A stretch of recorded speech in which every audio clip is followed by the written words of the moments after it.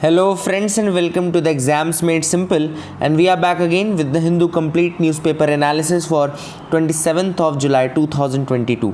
27 जुलाई 2022 का the Hindu newspaper analysis देखेंगे। शुरू करते हैं सबसे पहले आज के सवालों के साथ। आपसे केवल इतनी रिक्वेस्ट रहेगी कि please do like the video. 500 likes का टारगेट है। अगर 2-3 हज़ार लोग वीडियो देख रहे हैं तो 500 लाइक कोई बहुत बड़ी बात नहीं है। बस अपनी रिस्पॉन्सिबिलिटी समझ करके इसको लाइक करिए and definitely it will help us as well in the long run. Start करते हैं सबसे पहले प्रीलिम्स के क्वेश्चंस के साथ, जिनके जवाब आपको देने हैं। पहला सवाल है, concept of Anuvrat was advocated by. इनमें से किसने अनुव्रत का कंसेप्ट दिया था? A is Jainism, second is Mahayana Buddhism, C is Lokayata school, या डी हिनयान बुद्धिज्म। ठीक है ना, तो आपको बताना है अनुव्रत का कंसेप्ट इसमें से किसने दिया था। The correct answer for this will be A Jainism. आप लोगों ने आई होप अटेम्प्ट किया होगा या आपसे बन रहा होगा एटलीस्ट ये क्वेश्चन, तो ये ज़रूर आप मुझे बताइएगा कि कितने लोगों ने सही किया है। दूसरा सवाल है, what is a biotope? What is a biotope? तो ऑप्शंस आपके सामने है कि इकोसिस्टम है which supports genetic mutation, second है well defined geographical area characterized by specific ecological conditions, तीसरा है it is a biome that harbours all species of same phenotype, या डी है it is a community of species that reproduces entirely by asexual reproduction. बहुत ही simple सा answer है biotope का। Biotope एक वेल डिफाइंड जोग्राफिकल एरिया है जिसमें कुछ स्पेसिफिक इकोलॉजिकल कंडीशंस होती हैं। फॉर एग्जांपल आपने एक पार्क की बात की, एक गार्डन की बात की, एक फिश टैंक की बात की, तो ये बेसिकली आपके क्या है, ये आपका बायोटोप है। ठीक है ना, it's a well defined ecological area. Biome क्या होता है? बहुत बड़ा होता है। बायोम इज़ वेरी लार्ज, है ना, तो ये आपको याद रखना है। That is the thing which is important. तीसरा सवाल आपसे पूछा गया है कि osmosis is a driving force that is assists the mechanism for which of the following diseases.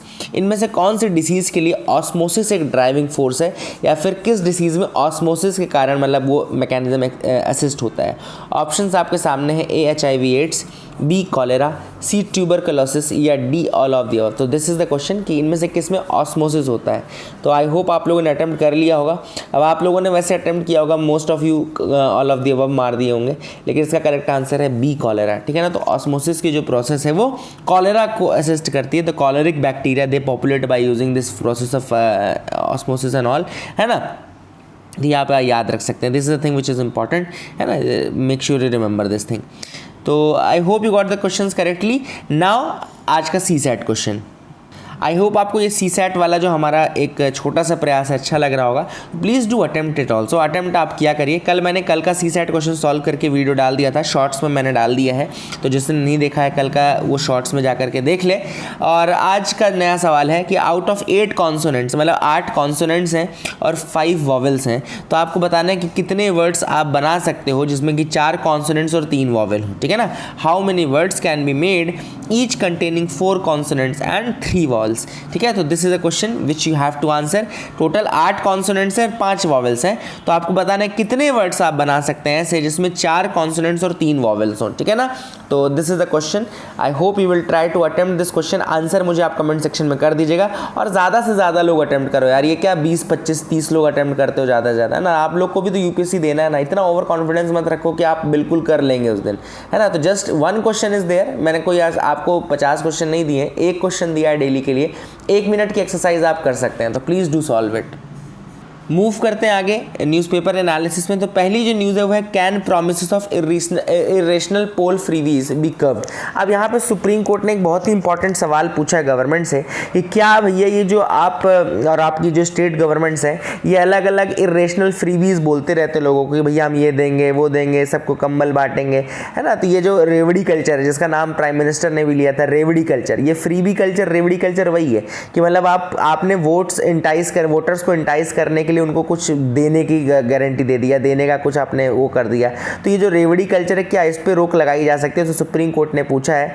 तो ऐसे में सुप्रीम कोर्ट ने सबसे पहले तो इलेक्शन कमीशन से पूछा कि भाई जैसा कि इन्होंने कहा कि आपको डीरजिस्टर कर देना पार्टीज़ को, तो क्या आप कर सकते हैं? तो यहाँ पे जो इलेक्शन कमीशन उसका बहुत ही क्लियर मैंडेट है। इलेक्शन कमीशन ने क्लियरली कह दिया है कि भाई हम डीरजिस्टर नहीं कर सकते। इलेक्शन कमीशन ऑफ इंडिया डीरजिस्टर केवल तब कर सकती है जब पार्टी जो है जो वो फ्रॉड या फोर्जरी से रजिस्टर हुई हो, मतलब the party has been registered using fraud और forgery, then only we can deregister the party. But since the parties are not registered using fraud और forgery, we can not deregister them just because they have announce some freebies to some, है ना. And if we are doing that will be illegal. तो यहाँ से simple सी बात ये है. And उन्होंने ये भी कहा कि उन लोगों को इलीगल अगर करना है तो ये भी एक कारण हो सकता है कि उन्होंने कॉन्स्टिट्यूशन को नहीं माना. If they are not following the constitution then also we can deregister them. But उनको इलीगल हम ऐसे नहीं घोषित कर सकते कि just because they have declared some freebies we can say that yes they will be deregistered. And there is no provision for derecognising a political party for distribution of irrational freebies.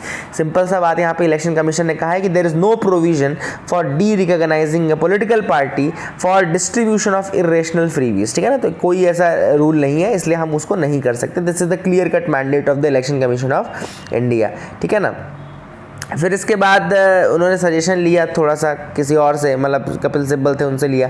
तो कपिल सिब्बल ने कहा कि भाई finance commission body है, एक constitutional body है 280 के अंतर्गत, तो उसका एक अपन मैंडेट दे सकते हैं कि वो जब अनाउंस करे कि कितना सेंटर से कितना शेयर स्टेट गवर्नमेंट्स के पास जाएगा, तो क्लियर कट उनके स्टेट को एनालाइज करते हुए फाइनेंस कमीशन पहले ही बता दे कि भाई आपको फ्रीबी नहीं अनाउंस करना है. मतलब उन्होंने कपिल सिब्बल ने ये कहा कि आप सेंटर के ऊपर ये रिस्पॉन्सिबिलिटी नहीं रख सकते हो कि वो डिसाइड करें कि फ्रीबी ना जाए. ये स्टेट्स की ही रिस्पॉन्सिबिलिटी होगी, स्टेट्स को ही समझना पड़ेगा और उनको अपने फिनेंशियल और ये सारे सोर्सेज देख करके ही अनाउंस करना है. इसलिए फिनेंस कमीशन को हम ये टास्क दे सकते हैं कि वो स्टेट्स को उनके साथ साथ ये भी सजेस्ट करें कि आप फ्रीबी को ना प्रमोट करें. मतलब स्टेट्स को पहले ही बता दें कि भैया आपकी जो फिनेंशियल कंडीशन है वो ऐसी नहीं कि आप फ्रीबी से अनाउंस करते फिरो, तो काइंडली डोंट डू दैट. तो ये एक सजेशन आया है. तो लेट्स सी कि क्या होता है. बाकी इलेक्शन कमीशन मैंने आपको ऑलरेडी बताया 324 आर्टिकल के अंदर एक कॉन्स्टिट्यूशन बॉडी है और फिनेंस कमीशन 280 आर्टिकल के अंतर्गत एक कॉन्स्टिट्यूशनल बॉडी है. तो I hope you got clarity regarding both of these. अगला है आप faces opposition heat over Punjab से जो पंजाब के एडवोकेट जनरल हैं उन्होंने रिज़ाइन कर दिया है ना. तो 10 महीने में 5वां एडवोकेट जनरल है जो रिज़ाइन कर चुका है. तो अब देखते हैं एडवोकेट जनरल की अगर हम बात करें तो governor appoints the advocate general of the state. Simple सा एक फंडा याद रखिएगा, गवर्नर अपॉइंट करता है advocate general of the state on the advice of council of ministers of the state. किसके एडवाइस में करता है? काउंसिल ऑफ मिनिस्टर्स के एडवाइस में करता है. नाउ पर्सन जो एलिजिबल होता है एडवोकेट जनरल के लिए उसके कुछ क्राइटेरिया होते हैं. पहला, he must be a Indian citizen होना ज़रूरी है. Second, eligible for appointment as high जज ऑफ द हाई कोर्ट. उसके पास जज ऑफ द हाई कोर्ट बनने के लिए एलिजिबिलिटी होनी चाहिए. That is he must meet one of the following criteria. अब हाई कोर्ट का जज बनने की क्या क्राइटेरिया है? पहला, barrister having experience of more than 5 years, civil servant with experience of more than 10 years along with an experience as a servant in Zilla court for at least 3 years, a pleader over 10 years in any high court, he shouldn't be more than 62 years of age, 62 से कम साल की as का होना चाहिए, है ना. ये as का भी क्लासिक क्राइटेरिया रहता है क्योंकि हाई कोर्ट में अगर रिमूव करना है एडवोकेट जनरल को, तो रिमूव करने के लिए क्या है कि कॉन्स्टिट्यूशन ने कोई टर्म तो फिक्स किया नहीं है. There is no term that has been fixed by the constitution for advocate general. No term has been fixed for that. तो इसके लिए क्या है, he remains in office during the pleasure of the governor. During the pleasure of the governor. तो he remains in the office during the pleasure of the governor. And constitution does not contain procedure and grounds for the removal of advocate general of the state. मतलब constitution में ना ही grounds दिए हैं किन grounds पर remove कर सकते हैं, ना ही प्रोसीजर दिया है. मतलब governor can remove the advocate general any time, है ना. Governor can remove the advocate general at any time, any point of time. तो ये एक बहुत इंपॉर्टेंट चीज़ जो आपको पता होनी चाहिए. इसके अलावा ये भी है कि he can resign the office, resign भी कर सकता है और रेजिग्नेशन वो गवर्नर को देगा. एडवोकेट जनरल अपना रेजिग्नेशन किसको देगा? गवर्नर को देगा, है ना. ये आपको याद रखना है. इसके अलावा कन्वेंशन ये भी है कि अगर काउंसिल ऑफ मिनिस्टर स्टेट जो है अगर वो रिज़ाइन करते हैं तो एडवोकेट जनरल जो है स्टेट का वो भी अपना रेजिग्नेशन दे देता है. मतलब कि कुल मिलाकर के अगर काउंसिल ऑफ मिनिस्टर्स जा रहे हैं तो फिर एडवोकेट जनरल भी चला जाता है. ये एक नॉर्मल प्रोसेस है. फिर इसके अलावा रेम्यूनरेशन और जो सैलरी है इसकी वो गवर्नर डिसाइड करता है और अलग अलग स्टेट में अलग अलग सैलरी, कोई फिक्स सैलरी नहीं है. It depends upon the governor of the state. Obviously इसका मतलब ये है कि काउंसिल ऑफ मिनिस्टर्स डिसाइड कर देते हैं, लेकिन ये गवर्नर का नाम रहता है कि गवर्नर डिसाइड करता है। कॉन्स्टिट्यूशनली अगर हम बात करें तो आर्टिकल 76 इंडियन कॉन्स्टिट्यूशन का अटॉर्नी जनरल से डील करता है, और आर्टिकल 165 जो है अपना वो ऑफिस ऑफ एडवोकेट जनरल से डील करता है। तो I hope you got clarity regarding all these facts, आपको समझ में आ गया होगा। I hope you got clarity. आगे मूव करते हैं यहाँ पे spectrum auction bids worth 1.45 lakh crore placed on day. तो अभी एक स्पेक्ट्रम ऑक्शन हो रहा था, स्पेक्ट्रम ऑक्शन आज सबको पता है, और इसमें 4 प्राइवेट प्लेयर्स ने पार्टिसिपेट किया, जिसमें आपका भारती मित्तल एयरटेल का था, है ना, जियो ने पार्टिसिपेट किया, ठीक है ना, और इसके अलावा वोडाफोन आइडिया ने किया और अडानी डाटा नेटवर्क ने किया। तो 4 ने पार्टिसिपेट किया और बहुत ही मतलब अच्छा पहले दिन का परफॉर्मेंस रहा। 1.45 लाख करोड़ का बिड्स प्लेस हुए, तो इतना तो गवर्नमेंट ने भी इमेजिन नहीं किया था। कुछ इंपॉर्टेंट चीज़ें हम डिस्कस कर लेते हैं, लेट्स सी कि क्या क्या चीज़ें इंपॉर्टेंट है। इसमें सबसे इंपॉर्टेंट चीज़ क्या था कि टोटल जो है 72 गीगाहर्ट्ज़ का स्पेक्ट्रम जो था with a validity period of 20 years, 72 gigahertz का स्पेक्ट्रम वैलिडिटी पीरियड 20 साल का था। ये ऑक्शन में पुट किया गया 26 जुलाई को। ऑक्शन जो हुआ वो अलग अलग फ्रीक्वेंसी बैंड्स के लिए हुआ, फ्रीक्वेंसी बैंड्स के लिए हुआ अलग अलग, जैसे कि जो ये 600 मेगाहर्ट्ज़ फ्रीक्वेंसी बैंड है, 700 मेगाहर्ट्ज़ फ्रीक्वेंसी बैंड है, 800 मेगाहर्ट्ज़ की है, 900 मेगाहर्ट्ज़ फ्रीक्वेंसी बैंड है, 1800 मेगाहर्ट्ज़ फ्रीक्वेंसी बैंड है, 2100 मेगाहर्ट्ज़ है, 2300 मेगाहर्ट्ज़ है, फिर 3300 मेगाहर्ट्ज़ है और 26 गीगाहर्ट्ज़। ये सारे देख लो आप, नंबर तो समझ लो। 3300 मेगाहर्ट्ज़ है और फिर सीधे 26 गीगाहर्ट्ज़ है। अब मैं आपको एक न्यूज़ में ही एक पॉइंट यहाँ पे दिखाता हूँ, आप थोड़ा और समझोगे। तो यहाँ पे आप देखो लिखा हो ना, जो एयर वेव्स हैं in the mid and high frequency bands.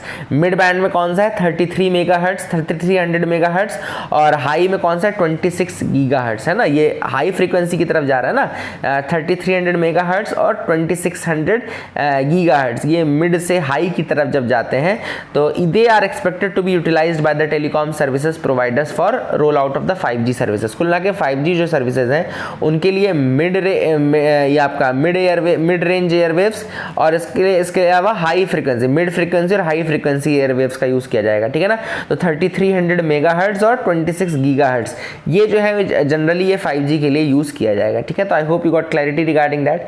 इसके अलावा मैं आपको बता दूं, जैसे डोमेस्टिक मोबाइल टेक्नोलॉजीज़ जो है ना वो 2G सर्विसेज रिलाई करती हैं 900 मेगाहर्ट्ज़ और 1800 बैंड्स में। 3G यूज़ करता है 900 मेगाहर्ट्ज़, 2100 मेगाहर्ट्ज़। 4G यूज़ करता है 850 megahertz, 1800 megahertz, 2300 megahertz and 2500 megahertz.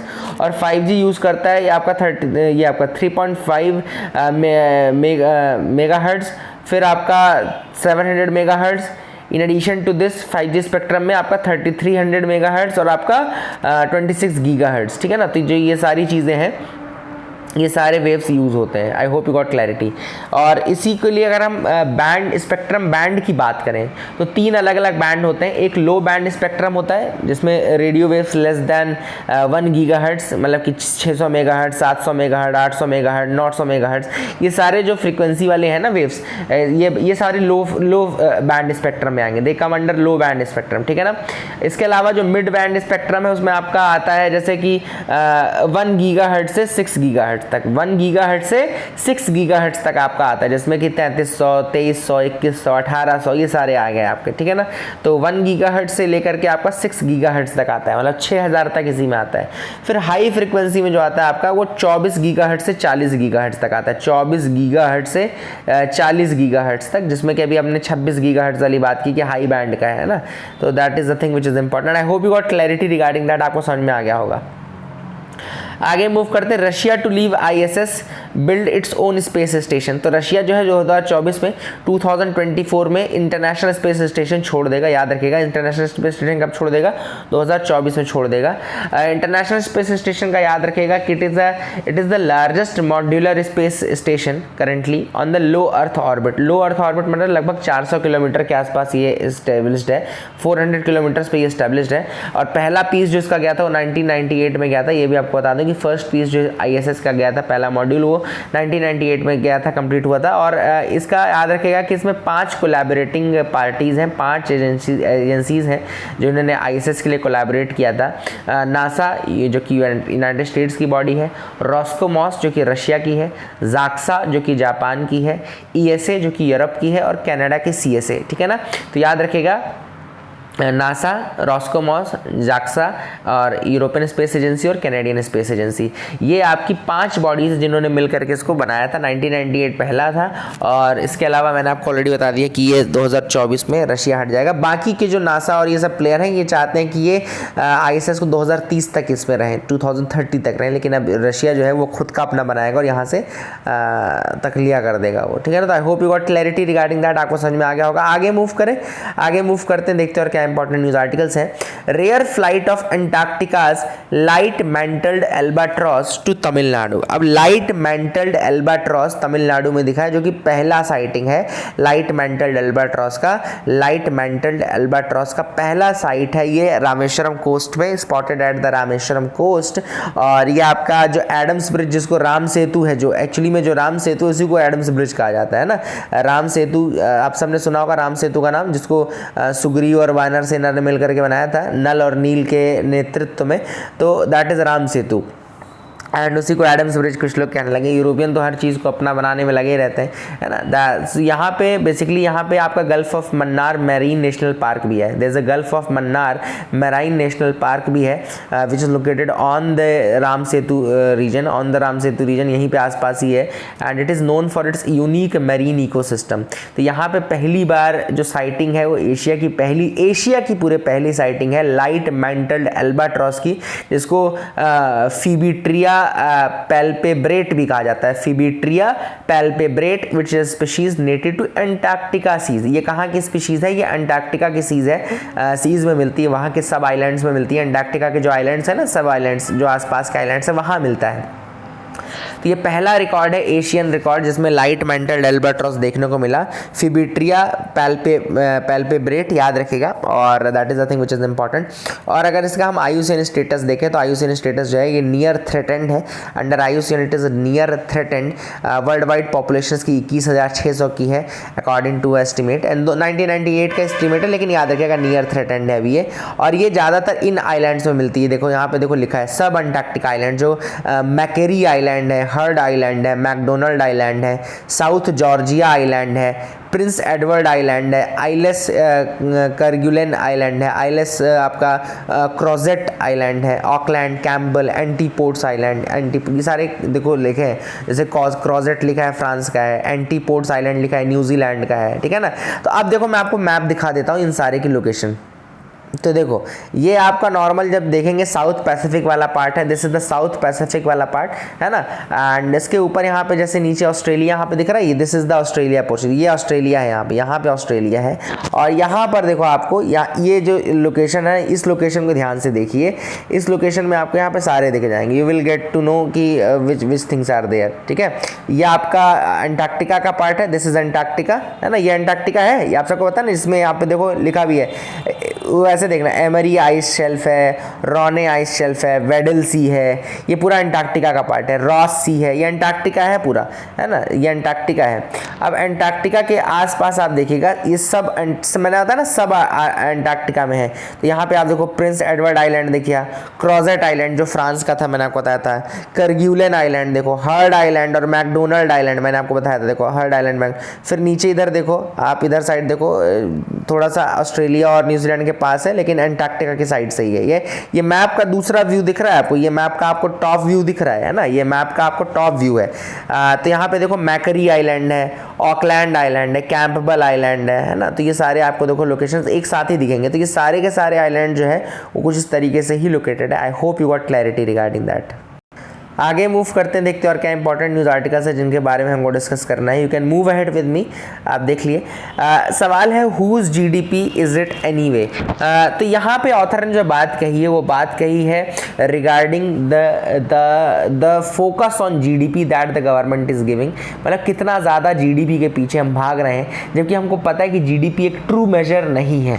GDP एक ट्रू मेजर नहीं है, मतलब कि उससे आपको ये नहीं पता चलेगा कि डिवीज़न कितना है, लोगों के पर कैपिटा कितना लोगों के पास है, क्या सबका स्टैंडर्ड बढ़ा या नहीं बढ़ा। आप सबने पढ़ा होगा ना एनसीईआरटी, जब आपने मैक्रो इकोनॉमिक्स पढ़ी होगी, तो जीडीपी का हमको पता है कि जीडीपी ट्रू आइडेंटिफायर नहीं है, क्योंकि इससे ये नहीं पता चलता कि इन्वायरमेंट को कितना नुकसान पहुंचा, इसमें ये नहीं पता चलता कि डिवीजन कितना है, पर कैपिटा लोगों का कितना भला हुआ, ये सारी चीज़ें नहीं पता चलती। अब ऑथर ने इसमें एक और चीज़ बताई है, बताइए कि अगर हम 1980s और 1990s का रिकॉर्ड देखेंगे तो हमको ये दिखेगा कि जैसे जैसे जीडीपी बढ़ रही थी, मतलब हर 1% जब जीडीपी बढ़ रही थी, 1% जीडीपी के बढ़ने पे 2 लाख जॉब क्रिएट हो रही थी। मतलब कि that time at each 1% increase in GDP the jobs were increasing by 2 lakhs, ठीक है ना, 2 लाख जॉब बढ़ रही थी।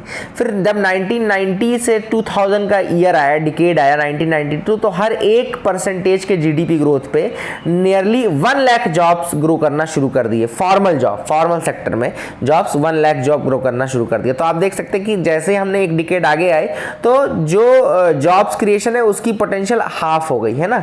फिर ऑथर ने कहा कि जब 2000 से 2010 के बीच में आए तो हर 1% जीडीपी ग्रोथ पे केवल 52,000 नए जॉब ही क्रिएट हो रहे थे। तो अगेन इट वाज हाफ, है ना, it was again halved again.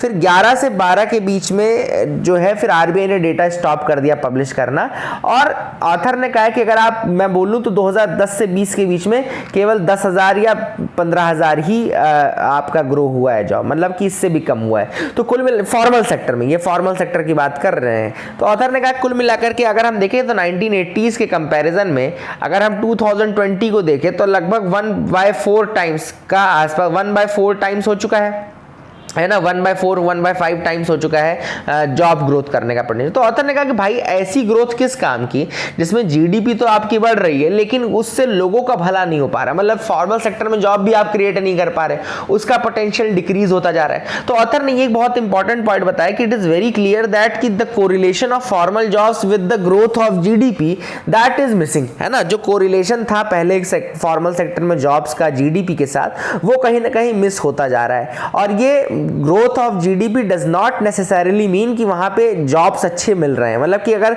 GDP बढ़ रही है तो इसका मतलब हम ये अंदाजा नहीं लगा सकते कि क्या उससे जॉब्स भी अच्छे मिल रहे हैं कि नहीं मिल रहे हैं। तो जीडीपी का जो आजकल इंपैक्ट है वो थोड़ा कम हो चुका है। तो ऑथर ने कहा है the impact of GDP in improving the condition of to be से the growth of GDP to impact the life, that impact is decreasing. वो इम्पैक्ट जो करता था पहले वो डिक्रीज होता जा रहा है। और ऐसे में ऑथर ने कहा कि भाई बहुत ज़्यादा इसके पीछे भागना भी नहीं है ना। तो यहाँ पे देखो लिखा है, तो यहाँ पे नोबेल लॉरिएट साइमन कुजनेट्स की बात ऑथर ने की है। उनको नोबेल प्राइज दिया गया था इकोनॉमिक्स की फील्ड में ही।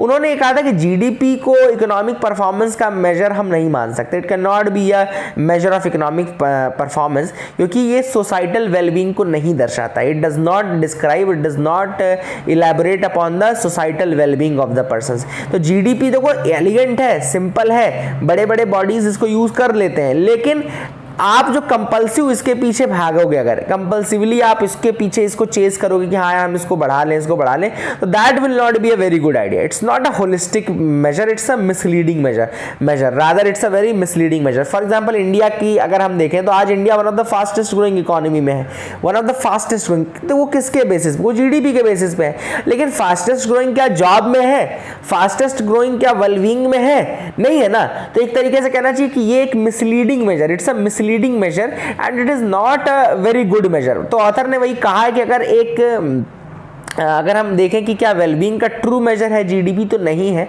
तो ये ऑब्सेशन जो है जीडीपी के साथ वो हमको खत्म करना पड़ेगा। रादर हमको जो वर्क करना है वो वर्क करना है to improve the quality of life of the persons, to improve the standard of living, to improve the job quality, to improve the societal benefits. ये सारी चीजें हमको किस किस चीज़ में फोकस करना है? सोसाइटल बेनिफिट्स में, जॉब सिक्योरिटी में, जॉब की क्वालिटी में, क्वालिटी ऑफ लाइफ में, स्टैंडर्ड ऑफ द पर्संस में, इसको इंप्रूव करना है। These are the things which we need to increase and I hope you got clarity regarding that as well। आप इसको अप्रिशिएट कर पा रहे होंगे।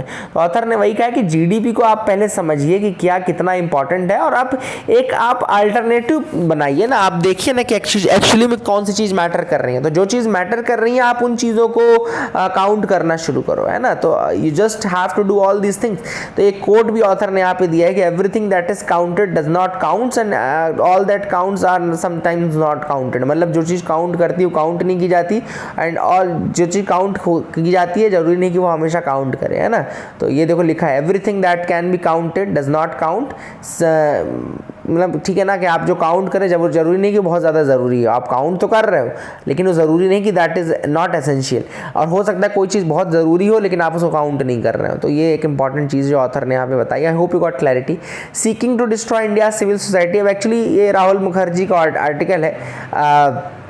राहुल मुखर्जी एक्चुअली में बिल्कुल एकदम उन्होंने गवर्नमेंट को एंटी ले लिया है और कहा है कि गवर्नमेंट जो है वो सिविल सोसाइटीज़ को टारगेट कर रही है ना। जैसे कि FCRA का इन्होंने पूरा जिक्र किया कि जो फॉरेन कंट्रीब्यूशन रेगुलेशन एक्ट है उसके तहत उन्होंने क्या कर दिया कि भैया आपको बैंक अकाउंट खुलवाना पड़ेगा स्टेट बैंक ऑफ इंडिया में। और इनके बहुत सारी जो ऑक्सफैम हो गई, सपोज करो ऑक्सफैम हो गई, CHRI हो गई, इन सब के रजिस्ट्रेशन कैंसिल कर दिए। बहुत सारे NGOs है जिनके रजिस्ट्रेशन कैंसिल कर दिए। ऑथर ने कहा वो भी ये सब तब जब इन्होंने ऐसी संस्थाओं ने बहुत अच्छे काम किए, specially in that Covid times और ऑल, काफ़ी अच्छा काम किया। उसके बाद भी इन्होंने इसको इनके रजिस्ट्रेशन को डी रजिस्टर कर दिया, ठीक है ना। और ऑथर ने कहा कि ये PMLA और ED का मिसयूज़ किया जाता है। ऐसी बॉडीज़ का PMLA और ED जैसी बॉडीज़ का मिसयूज़ करके फिर गवर्नमेंट जो है वो दूसरी जो संस्थाएँ रहती हैं इस तरीके की पब्लिक जो सिविल सोसाइटीज़ हैं उनको तंग करते, उनको परेशान करते। तो यही पूरी चीज़ इस पूरे आर्टिकल में लिखी गई। तो I hope you got clarity regarding that as well. आपको समझ में आ गया होगा। आगे मूव करते हैं, देखते क्या इंपॉर्टेंट है। तो CJI calls for practice of honest journalism. तो CJI ने कहा है कि भाई मीडिया हाउसेस को एक चीज़ कहिए कि भाई आप लोग ऑनेस्ट जर्नलिज्म को प्रमोट करो, है ना। मतलब कि आप एक्सटर्नल प्रेशर या फियर या फेवर में आकर के काम मत करो। मीडिया को 4th पिलर ऑफ डेमोक्रेसी माना जाता है। You are the 4th pillar of democracy. और आप ही अगर बिजनेस हाउसेस के प्रेशर में आकर के under the influence of business interest या जो भी अपने ऑनेस्टी को छोड़ दोगे, इंटीग्रिटी को छोड़ दोगे, तो that will be a black mark on the face of the democracy, है ना। और इसके अलावा उन्होंने कंगारू कोर्ट्स, जो सोशल मीडिया और इन सबको कंगारू कोर्ट्स भी उन्होंने बोला है। कंगारू कोर्ट्स वो हैं जिन्होंने बेसिक बीच की पूरी प्रोसेस को इग्नोर करके they jump into the conclusion, है ना। Kangaroo courts are what, they just jump into the conclusion without thinking about the rule of law, without thinking about the just process of law, है ना। तो ये सारी चीज़ें author ने कहा है। इसके अलावा ऑथर ने कहा कि it is the responsibility of the media houses to present the facts, है ना। They should present the facts, especially in Indian scenario. People believe whatever is printed, है ना। people को लगता है, लोगों को लगता है जो भी छपा है वो सही छपा है। इसलिए they should be very much aware, they should be very much vigilant while putting anything on the paper or anything on record। जो भी वो करें उसमें बहुत ज़्यादा ध्यान देने की ज़रूरत है, अदरवाइज लोग कुछ भी सही मान लेते हैं। I hope you got clarity. India adds 5 more Ramsar sites. अब इंडिया ने 5 और रामसर साइट्स ऐड की हैं। तो पहले रामसर साइट्स थी आपकी 49, अब 5 और ऐड कर दी तो 54 रामसर साइट्स हो जाएंगी। आपके लिए सवाल ये है कि जैसे रामसर साइट्स में आप बताइए थोल लेक कहाँ पर है, थोल लेक रामसर साइट कहाँ पर है। दिस इज़ वन क्वेश्चन, ठीक है ना। और इसके अलावा थोल लेक के अलावा आप मुझे बताइएगा कि रुद्र सागर कहाँ पर, वेयर इज रुद्र सागर। नला बना कहाँ पर है, नला बना कहाँ पर है। तो ये कुछ आप नाला सरोवर कहाँ पर है। और रुद्र सागर पूछ लिया, नाला बना पूछ लिया। होकेर सार कहाँ पर है। इसके अलावा आप मुझे बताइएगा कि थोल मैंने आपसे पूछ लिया, थोल वेटलैंड पूछ लिया। तो ये आप कुछ बताइएगा, है ना। अब आज आप जो नए 5 हैं उनमें से देख लीजिए, करिकीली बर्ड सेंचुरी, पहले याद रखिएगा Karikili bird sanctuary, Pallikaranai marsh reserve forest और पिछावरम मैंग्रोव, ये 3 तो तमिलनाडु के हैं। Karikili bird sanctuary, Pallikaranai marsh ये आपका है, this is again marsh reserve, ये भी तमिलनाडु का है, और पिछावरम मैंग्रोव, ये तीनों ही तमिलनाडु के हैं। करिकीली भी, पल्लीकरनाई मार्श फॉरेस्ट भी और पिछावरम मैंग्रोव्स भी, ये तीनों आपके तमिलनाडु के हैं। फिर यहाँ पे साख्य सागर, मध्य प्रदेश का साख्य सागर या सांख्य सागर कुछ लोग बोलते हैं, कुछ लोग साख्य सागर बोलते हैं, ये शिवपुरी में है। साख्य सागर ये मध्य प्रदेश का है। और एक है आपका पाला वेटलैंड जो कि मिजोरम का है, मिजोरम का पाला वेटलैंड। तो ये 5 वेटलैंड्स हैं जो कि नए रामसर साइट्स में ऐड हुए हैं, है ना, याद रखिएगा। और सबसे ज़्यादा जो रामसर साइट्स हैं वो यूके के हैं 175, फिर मैक्सिको के 142 हैं, है ना। They are smaller than India but still they have a lot of Ramsar sites, है ना। तो ये भी एक इंपॉर्टेंट है। तो जियोग्राफिकल ब्रेथ एंड डेप्थ उसका कुछ ऐसा लेना देना नहीं है कि ऐसा कि नहीं कि कंट्री बहुत बड़ी तो बहुत सारे वेटलैंड्स होंगे, ज़रूरी नहीं है, ये भी इंपॉर्टेंट याद रखेगा। तो अगर कभी यूपीएससी आपसे ये बोल दे कि भाई जितनी बड़ी कंट्री उतनी ज़्यादा वेटलैंड, ये भी ज़रूरी नहीं है। यूके के 175 है, मैक्सिको के 142 हैं, जबकि छोटी छोटी कंट्रीज हैं ये, ठीक है ना। इसके अलावा अगर आप देखें तो वेटलैंड की डेफिनेशन जो एनवायरनमेंट मिनिस्ट्री की है वो ये है कि it's an area of marsh, fan, Peatland और वाटर, मतलब सारी चीज़ें इंक्लूड कर ली, मार्श भी इंक्लूड कर लिया, फेन भी इंक्लूड कर लिया, पीटलैंड भी इंक्लूड कर लिया और वाटर भी इंक्लूड कर लिया। वेदर नेचुरल और आर्टिफिशियल, मतलब कि नेचुरल भी इंक्लूड कर लिया और आर्टिफिशियल भी इंक्लूड कर लिया। फिर परमानेंट और टेम्पररी, मतलब परमानेंट भी इंक्लूड कर लिया, टेम्पररी भी इंक्लूड कर लिया। तो अगर यूपीएससी आपको फंसाती है क्वेश्चन में कि अगर ले लें कि these are the areas of marsh, fen और वो परमानेंट इन नेचर, अगर सिर्फ परमानेंट इन नेचर लिख दिया तो गलत हो जाएगा, क्योंकि परमानेंट या टेम्पररी दोनों नेचर की चीज़ें इंक्लूडेड हैं, है ना।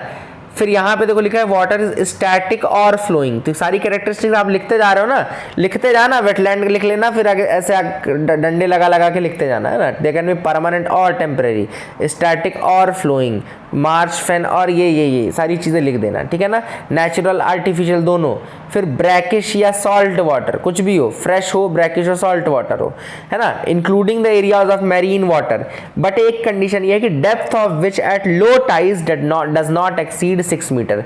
लो टाइड्स पे जो डेप्थ है वो should not exceed 6 metre. Low tide पे जो डेप्थ है it should not exceed the 6 metre, ठीक है ना, याद रखिएगा।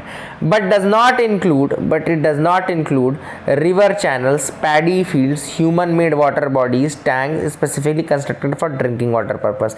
क्या इंक्लूड नहीं है? तो रिवर चैनल्स इंक्लूडेड नहीं है, पैडी फील्ड्स इंक्लूडेड नहीं है, human made water bodies included नहीं है। तो याद रखिएगा रिवर चैनल्स, पैडी फील्ड्स और human made water bodies included नहीं है इसके अंतर्गत, जो कि ड्रिंकिंग वाटर इनके लिए बनाई गई हो, ठीक है ना।